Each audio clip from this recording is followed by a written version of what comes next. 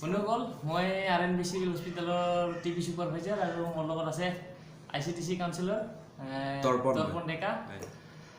আচ্ছা আমি আজি এইচআইভিৰ অলপ এৱাৰনেছ কৰিবৰ কাৰণে মানে আমাৰ তৰ্পণ ডেকা কি কৰিব লাগে কি কৰিব নালাগে কেই মাহত প্ৰেগনেণ্ট লেডিবিলাক টেষ্ট কৰিব লাগে বা ব্লাড টেষ্ট কৰিব আহিব লাগে সেইটো আমাৰ তৰ্পণ ডেকাই ক'ব। ঠিক আছে বন্ধুসকল শুনি থাকক, ভিডিঅ'টো ভাল লাগিলে লাইক শ্বেয়াৰ আৰু কমেণ্ট কৰি জনাব আৰু ভিডিঅ'টো ছাবস্ক্ৰাইব কৰিব নাপাহৰিব। Thank you Hitesh. আচলতে এইচআইভিটোনো কি বস্তু, ইয়াৰ পৰা কি ধৰণৰ অসুবিধা হ'ব পাৰে আৰু এইটোৰ পৰা বাচি থাকিব লাগিলে আমি কি ধৰণৰ কথা সাৱধানতা ল'ব লাগে এই সকলো বিষয়ে মই ক'ম। আপোনালোকে খুব মনোযোগ দি চাব, বস্তুটো খুব চেঞ্চিটিভ হয় আৰু ইয়াৰ পৰাই বহুতখিনি মানুহৰ অসুবিধা হৈ আছে। এজনৰ লগতে জড়িত নহয়, গোটেই পৰিয়ালৰ লগতে জড়িত হৈ থাকে। গতিকে আপোনালোকে কাইণ্ডলি মনোযোগ দি অসুবিধা হ'ব পাৰে। এইটোৰ পৰা বাচি থাকিব লাগিলে আমি কি ধৰণৰ সাৱধানতা অৱলম্বন কৰিব লাগে সেই বিষয়ে আপোনালোকক ক'ম। এইচআইভিটো এটা ভাইৰাছ হয়, এইটো আপোনাৰ ৰক্তত থাকে বা ব্লাডত থাকে আৰু এই ৰক্তৰ সম্পৰ্ক যেতিয়াই হ'ব তেতিয়া এজনৰ পৰা আনজনলৈ এইটো সংক্ৰমণ হ'ব পাৰে।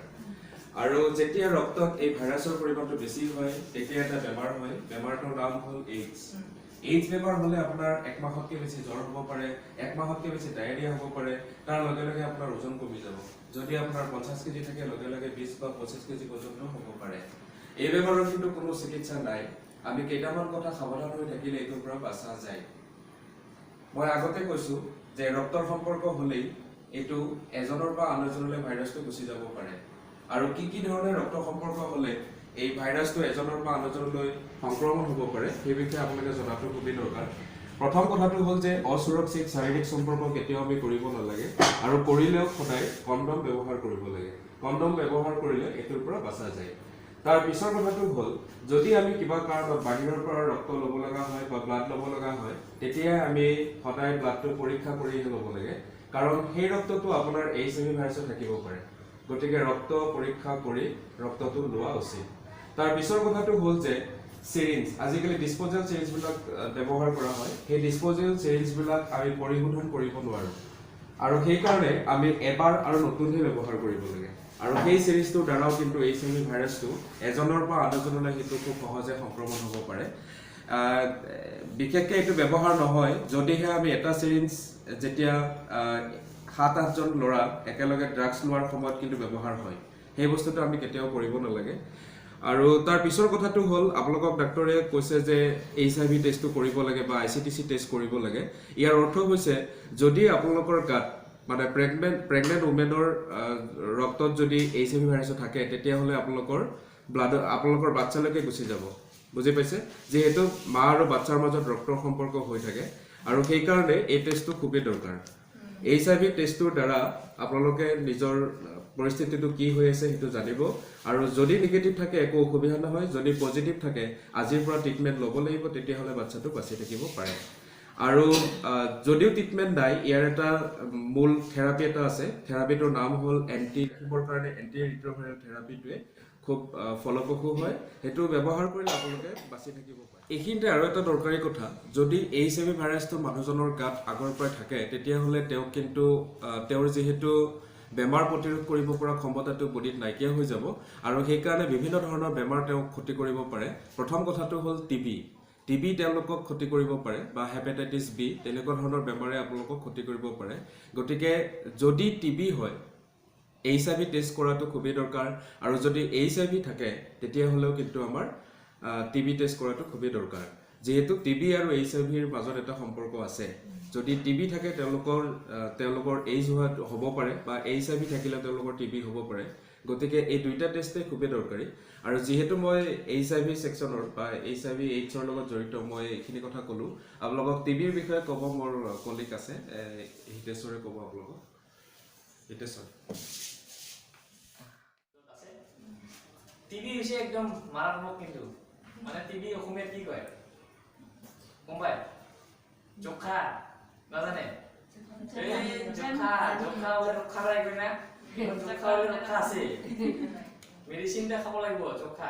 আৰু যিগিলান পেচেণ্টৰ মানে কি হয় টিবি হয়, এইচআইভি হোৱাৰ বিৰাট চান্স থাকে। মানে টিবি হৈছে এরকম করা হয় কি একজন যদি মানুষ কাশি মারে টিবি হওয়া মানুষ করে তাহলে ওই ওর সামনে যেগুলো মানুষ আসবো না ওর টিবি হওয়ার পায়নি টিবি হলে কি হয় মানুষটার ফার্স্টে ওজন কমে যায় ফার্স্ট লক্ষণ হবো কাশি 14 দিন মান কাশি থাকিব মানুষটা সর্দি জ্বর কাশ তারপর মানুষটা ভাত খাওয়ার রুচি নাই মানে ভাত খাওয়া না পারে ভাত খাওয়ার মন না যায় এরকম ওজনটা লাহে লাহে কমে যাব সন্ধ্যার সময় জ্বর আহে সন্ধ্যা মানে জানে না রাত্রে ওই যে রাত্রি হওয়ার সময় মানে ম্যালেরিয়া টাইপের জ্বর আহিব মানুষটা পুরা মোর জ্বর আহি আছে মানে অলপ খামি জ্বর আহিব এনেকা হলে মানে এই মানুষটার টিভির লক্ষণ আছে খালি টিভি এটাই নহয় কিন্তু টিভি মেলা প্রকার আছে কাশি হলে যে মানুষটার টিভি হবো এটা নহয় বেলেগ টিভিও আছে একটা আছে যেটা কাশ হবো মানে লাংসত যেটা অ্যাটাক করবো ওটা কয় পালমোনারি টিভি আর লাংসের বাহিরা মানে আমার এই যে লাংস যেটা বুক আছে না এটা তার বাহিরা যদি হয় স্কিনত কাবার গ্ল্যান্ড হয় এরকম ডাঙা ডাঙা গ্ল্যান্ড এটা হবো এক্সট্রা পালমোনারি মানে আমার এই যে বুকের বাহিরটা ওগুলা কাবার হয় বোন টিভি হয় বোন টিভি দেখছি আমি বোন টিভি হলে হাড্ডির হয়ে যায় একদম হাড্ডির ভিতরে টিভি হয়ে যায় হ্যাঁ আর তারপর কিছুমান মানুষ পেটত পানি জমা লাগে পেটটা এইরকম বড় হয়ে যায় হ্যাঁ তারপর ওইটা ফুটিয়া বাইর করে ডাক্তারে বাইর করে বেলেগ ডাক্তার এটা জানে আর হ্যাঁ এখানে টিভি হলে মানে টেনশন পানো লাগে আজকে হ্যাঁ টিভির মেডিসিন পুরা ফ্রি মান্থলি আর সরকারে 500 টাকা করে টিভি পেশেন্টক দি আছে আর জিলার মানুষ টিভি হবো প্রত্যেক টিভি পেশেন্টক আমি কি করব লাগে এইচআইভি টেস্টটা করব লাগে প্রেগন্যান্ট লেডিগুলো আমি যেরকম এইচআইভি টেস্ট করে প্রত্যেক টিভি পেশেন্টক আমি এইচআইভি টেস্ট করি